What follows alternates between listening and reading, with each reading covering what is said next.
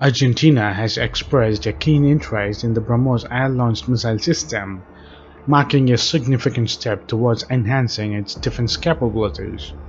As Argentina Defence Minister arrived in India, talks are set to take place at the Brahmos Facility, highlighting the growing cooperation between the two nations.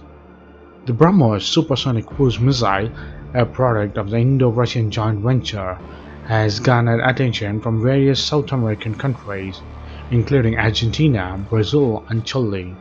According to the Indian news media Financial Express Online, that at the recent Defense Expo in the Brazil led, multiple delegations from the region visited the Brahmos stand, demonstrating their curiosity about this indigenously developed missile of India. The versatility of the Brahmos missile cannot be understated. It can be launched from the wide array of platforms, including fighter jets, submarines, ships, and land-based systems. Having already been inducted into the Indian Armed Forces, the missile's operational prowess has been proven. Additionally, ongoing tests aim to extend its range beyond the current 290 kilometers, reaching up to 450 kilometers and even 600 kilometers. The successful test launch from the indigenous stealth missile destroyer INS Visakhapatnam stands as a testament to its effectiveness. Argentina's interest in the cruise missile stems from the need to bolster its defense capabilities. In an ever-evolving security landscape, possessing cutting-edge technology becomes crucial to the safeguard national interest. The cruise missile offers a strategic advantage, providing long-range precision strike capabilities, enhancing deterrence, and enabling swift response in critical situations. According to the Indian news media Financial Express Online, an Indian senior officer anonymously said, by acquiring the Brahmos system, Argentina could significantly enhance its defense posture, ensuring the protection of its territorial integrity and its national security.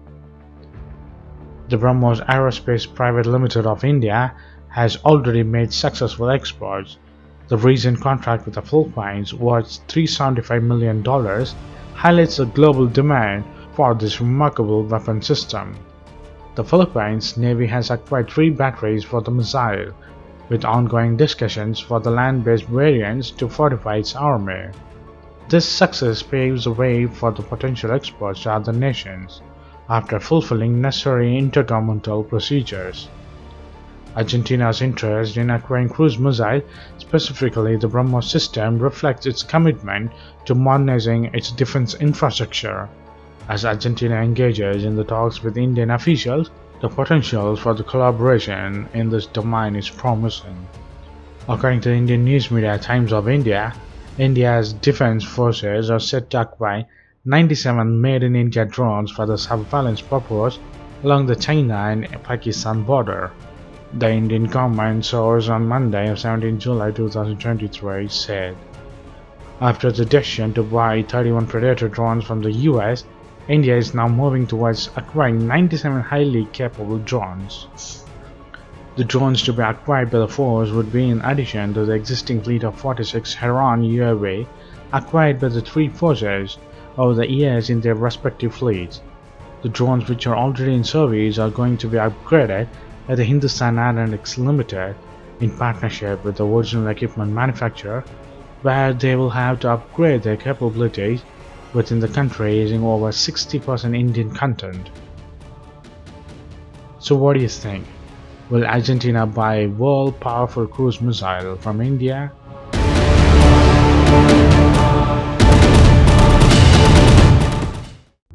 The Defence Ministry of India has given the Armed Forces of India a go-ahead to procure a range of Indian-made equipment worth of Indian rupees 76,390 crores, which includes the next-generation corvettes for the Navy, armed fighting vehicles for the Army, and engines for the Su-30 MKI fighter jet fleet for the Air Force of India. The India's Defence Acquisition Council, chaired by the Defence Minister of India Rajnath Singh, accorded the acceptance of the necessity for the capital acquisition proposal of the armed forces under the Buy in India, Buy and Make in India and by categories which officials said will reduce the foreign spending significantly. According to the Indian news media Economic Times of India, among the several acceptance of necessary given, the army can go ahead with the procurement of the wheeled armor fighting vehicles, anti-tank guided missiles, weapon locating radars, and bridge-laying tanks from the domestic sources. The official said the emphasis is on the indigenous design and development. The Indian Navy has got the go-ahead for the procurement of next-generation corvettes at an estimated cost of Indian rupee 36,000 crore. These vessels will be versatile platform for a variety of roles like surveillance missions, escort operations, deterrence, surface action group operations, search and attack, and coastal defenses, said the officials of India, adding that they will be constructed based on the in-house design of the Indian Navy. For the Air Force, the Indian Ministry has given the clearance to manufacture Dornier aircraft and Su-30MK aero engines by the Hindustan Aeronautical Limited, for which the Indian Coast Guard have got the permission for the digital transformation project. India on Monday successfully test-fired its nuclear-capable long-range ballistic missile Agni-4 with a strike range of 4,000 kilometers from the APJ Abdul Kalam Indian island, Odisha, according to the Indian news media Economic Times of India. A successful training launch of the intermediate-range ballistic missile Agni-4 was carried out at approximately 1930 hours from APJ Abdul Kalam Island, Odisha. The launch validated all operation parameters as also the reliability of the system, the Defence Minister of India said in a statement. The successful test was a part of the routine user training launches carried out under the aegis of the Strategic Forces Command, said the Defence Minister of India. The successful test reaffirms India's policy of having credible minimum deterrence capability, added the minister in his statement.